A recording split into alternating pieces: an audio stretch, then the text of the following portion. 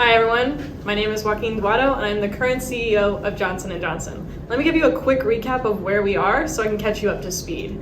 Johnson & Johnson has shifted with these unprecedented times and continued to grow as a company. To better serve the community during the pandemic, J&J developed the first one-shot COVID vaccine, launching our perception as a company that has a place in pharmaceuticals, not just healthcare products. Following the relative success of our COVID vaccine, we are pivoting as a company to focus on becoming product leaders. We already have the gross profit margin of a product leader at 68%, and we have maintained those product leader numbers over the past couple of years. However, the perception of our company isn't giving product leader. Our communications, especially around our consumer health sector, give the impression that we are a customer-intimate company.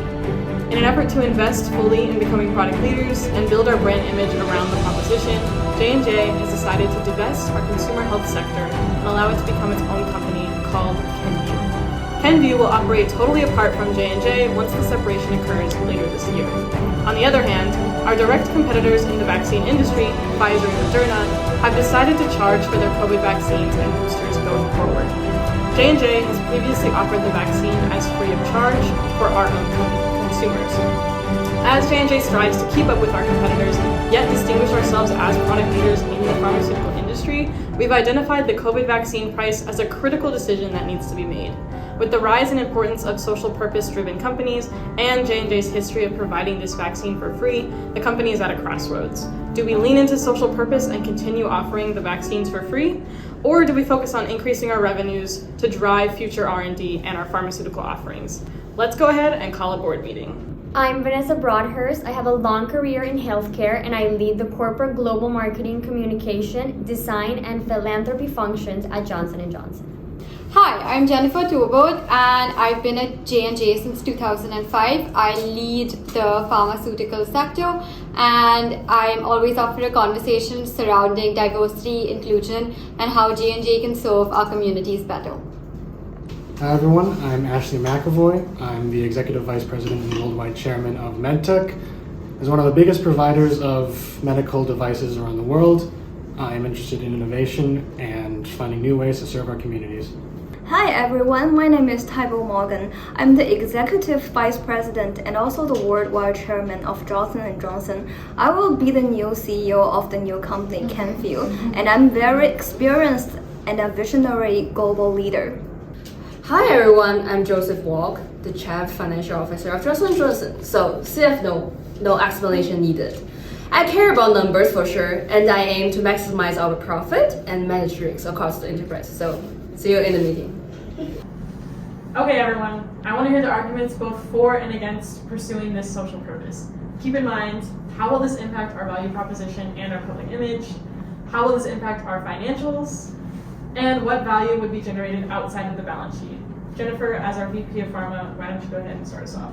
Gladly. I just want to start by saying I'm so proud of our pharma sector and our organization as a whole. We've come out beautifully despite all the challenges COVID has thrown our way. We also need to keep in mind that we're an organization that has been very close to witnessing the kind of trauma that COVID has caused the entire world and the way it's shaken the entire world. It's more important now than ever to give back to our community, to treat a community that has trusted us and relied on us for so long. We need to give back to them. Our credo says health for humanity. We are responsible to the communities that we live in and the communities that we work in. It's our responsibility to create access to better healthcare. And I know, Joseph, I'm not naive. I know that I need to show you some numbers to back the logic behind continuing to roll out the vaccines for free, essentially. We can acquire better employees who believe in social purpose. We can retain our existing customer base that cares about social purpose, and that will dramatically reduce our cost of acquiring new customers. We all need to admit that our vaccine, when rolled out initially, did suffer a bad reputation, and by ensuring that the vaccine continues being free and associating it with some kind of social purpose, we can alleviate some of that bad reputation. And more importantly, we can differentiate ourselves from Pfizer and Moderna. We're not just a pharmaceutical company that's cold and soulless. We're Johnson & Johnson, and we care about our people. But that's just my perspective. So thank you, Jennifer, for your talk, and thank you for CEO for setting the ground. To answer your question, don't get me wrong. I care about social good as well. There's no doubt on that.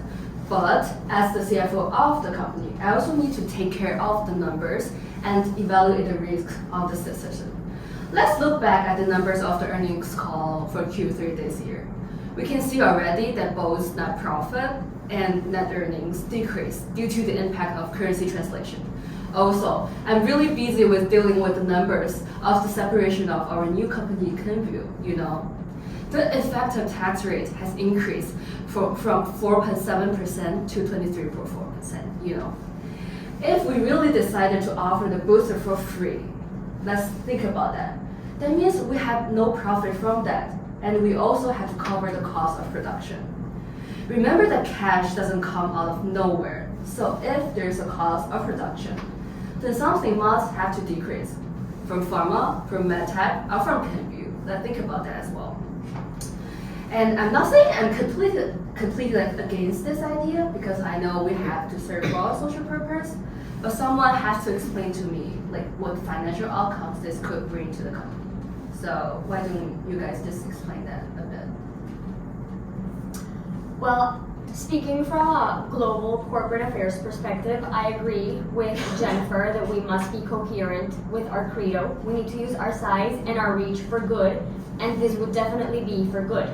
100% with you on the fact that we can't strive to improve access and affordability and then just decide to charge for something that so many people won't be able to afford, and something that so many people, even though it's not as relevant or is not being as spoken right now, it's still going to be extremely relevant moving forward. But what I do want to know, and I think something that we need to discuss maybe later on in the meeting, is would there be the possibility to communicate this effort, because I think that's key. If we won't have the resources to communicate it, then we need to measure how well that is going to resonate back with our purpose. So that's just one point I wanted to bring up. Thanks, everyone. I also agree that focusing on vaccination is a good, wise choice. It fits our brand concept as we care for all the human beings and the community. Kenvue is also a company that works for that. This can help strengthen our brand position. However, I would say at this point, vaccination for free may be impractical. I understand that what Joseph is worrying about. This is also the point I would raise for discussion. Don't forget, this year we are going to start up the new company, Kenvue. Company in an early stage will cost a lot of money, just mentioned by Joseph. Our effective tax rate increased from 4.7% to 23.4%, mainly due to the formation of the new company, Kenvue. We don't have enough money to support this decision. If we do, which part of the area should we cut the money off? Should we cut off the research and development? Should we cut the marketing expense or the Kenvue? I would definitely say no to the Kenvue part. It seems like we can't reduce the budget for any part. I believe besides the point free, there must be other strengths we can highlight to promote. I think we responded fast to the pandemic, and we started investigating the vaccination immediately. Why don't we take this point to promote? This is a pop-up idea. I would like to hear what everyone thinks.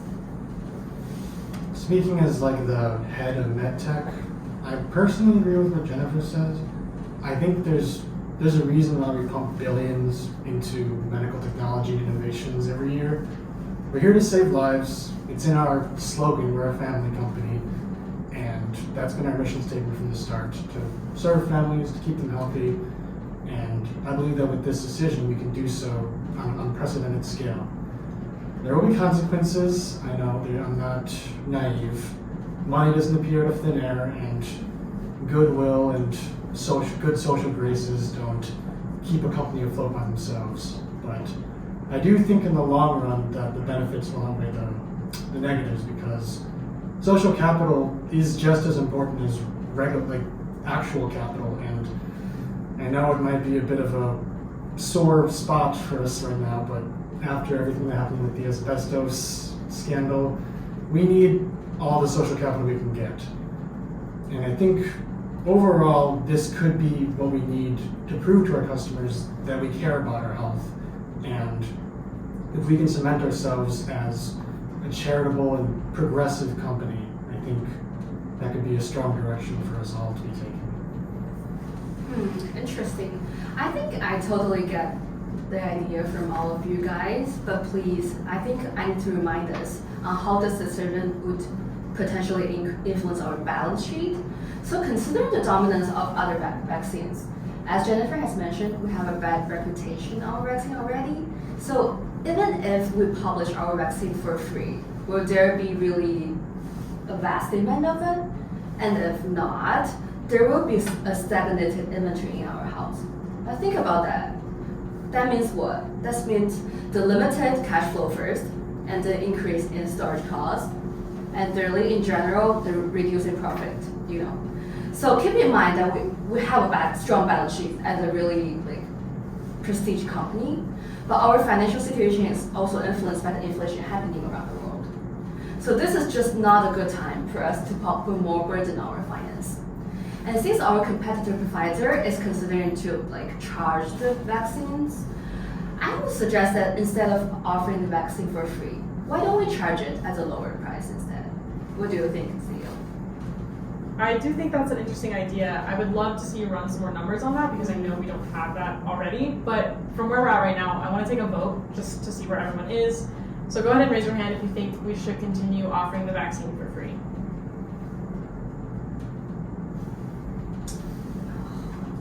All right, raise your hand if you think we should begin charging for the vaccine. Okay, we have a clear majority. However, like I said, I do think that I want to see the numbers run on what we could do with a low price. But based on all of your opinions shared, I also believe that we should continue offering the vaccine for free or a very low price. Joseph, you and I can talk offline. This would also help with solidifying our value proposition, which we talked about a little bit earlier, as product leaders, and can help us reposition ourselves as a pharmaceutical company in our consumers' minds, which I know we've all talked about is really our goal right now. Like I said, I know this will be a challenge. We'll talk more about the finances, and we'll have another meeting maybe in a week or so to see where we're at. But I believe in us, and I really think this is the best case scenario for our consumers. Thank you all so much for your time. Let's go ahead and get to work.